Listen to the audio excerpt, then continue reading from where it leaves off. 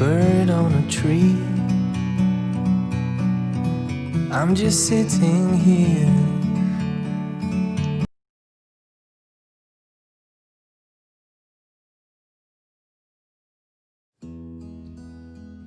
Ya, baik, selamat pagi.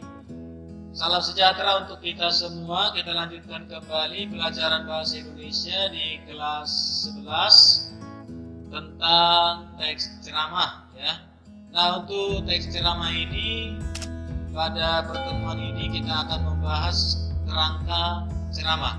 Nah, kerangka ceramah itu terdiri atas 5 unsur. Yang pertama ada salam pembukaan ya. Dalam ceramah ada salam pembukaan.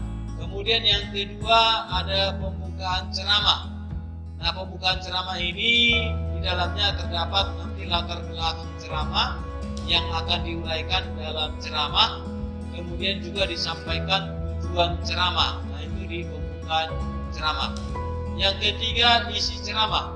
Isi ceramah ini di dalamnya terdapat permasalahan yang dihadapi. Selanjutnya ada pemecahan masalah yang diuraikan dalam ceramah. Unsur yang keempat yaitu penutup ceramah. Nah, penutup ini dibagi atas 2, ada kesimpulan ceramah dan ada bagian saran. Dan terakhir untuk kerangka ceramah ini diakhiri dengan salam penutup. Nah, itu untuk kerangka ceramah. Selanjutnya kita akan membahas lebih jauh tentang ceramah ini, yaitu metode ceramah ya, metode ceramah. Nah, metode ceramah itu banyak ya, tapi sebelumnya saya sampaikan dulu apa yang metode ceramah. Jadi metode ceramah ini yaitu sebuah metode dengan menyampaikan informasi dan pengetahuan ya. Metode ceramah sekali lagi sebuah metode dengan menyampaikan informasi dan pengetahuan secara lisan kepada audiens yang pada umumnya mengikuti secara pasif ya. Nah, ini dikutip dari pendapat Muhyiddin Syah punya tahun 2000 ya, itu dia. Nah, selanjutnya metode-metode ceramah ada banyak ya, tapi beberapa saja yang saya sampaikan, Bapak sampaikan.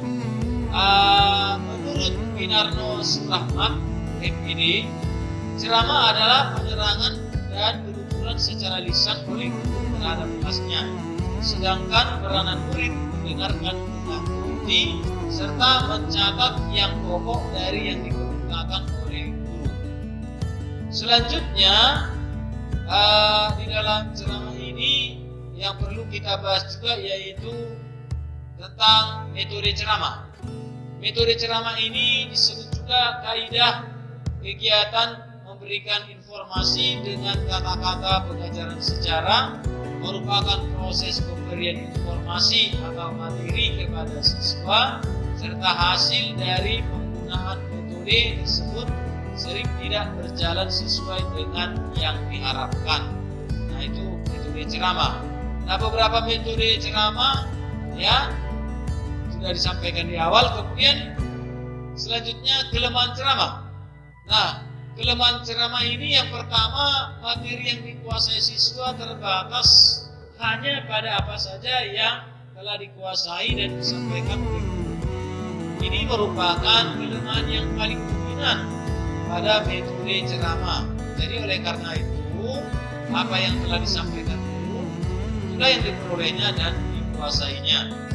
Selanjutnya kelemahan ceramah yang kedua, penyampaian ceramah tidak dibarengi dengan peragaan dan contoh-contoh, hanya bersifat verbalistik dan membosankan. Nah, jadi ini merupakan kelemahan yang dimiliki oleh metode ceramah karena guru dalam penyajiannya hanya mengandalkan bahasa verbal, sedangkan siswa hanya mengandalkan kemampuan auditifnya. Di sisi lain, kemampuan siswa secara auditif berbeda-beda termasuk dalam menangkap materi pembelajaran melalui pendengaran.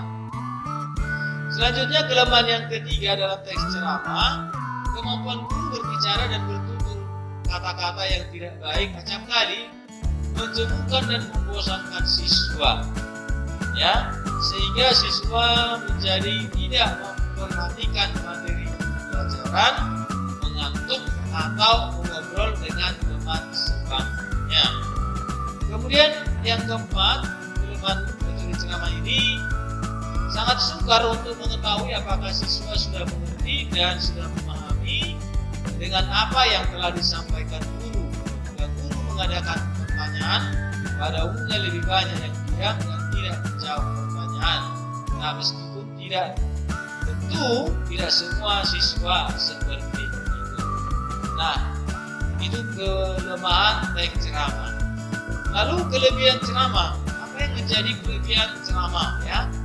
Kelebihan ceramah ini yang pertama, bahwa ceramah merupakan metode yang murah dan mudah untuk dilakukan.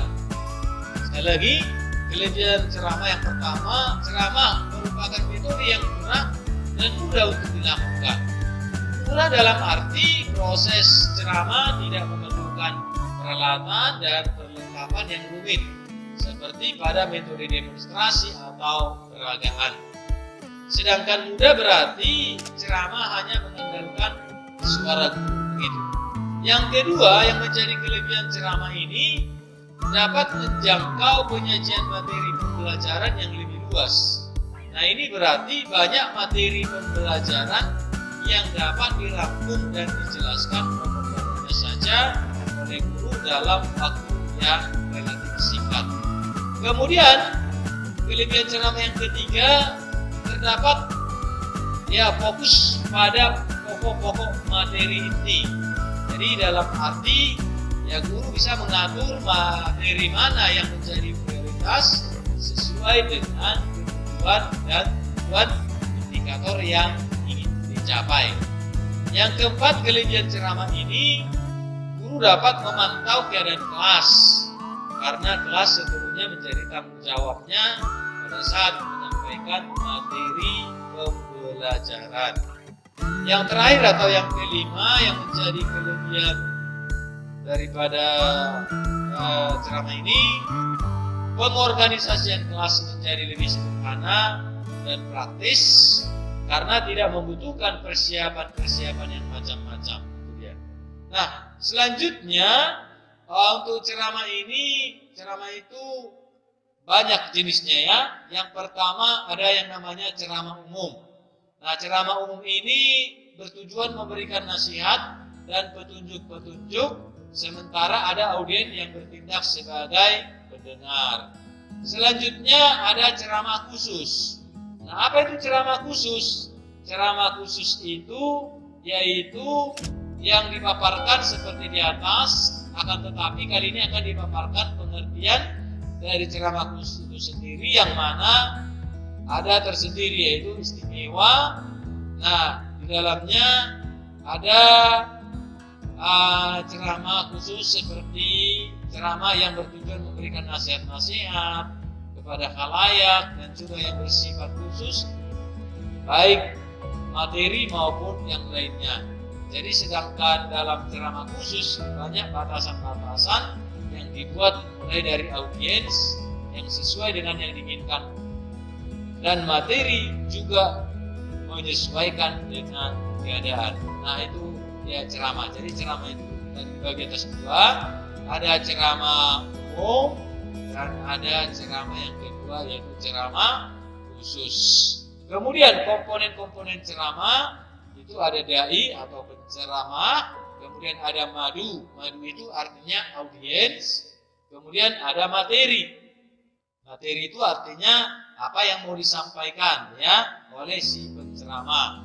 Materi-materi ini harus dikuasai sehingga penampilannya pada saat menyampaikan materi itu bisa jadi baik. Selanjutnya contoh teks ceramah. Nah, ini nanti boleh dicatat di buku materi bahasa Indonesia, ada teks ceramah, nanti akan Bapak sampaikan di halaman mana yang menjadi contoh materi teks ceramah ya. Nah, demikian pelajaran kita untuk pagi ini. Untuk contohnya nanti akan Bapak sampaikan lewat Google Classroom. Sekian dan terima kasih.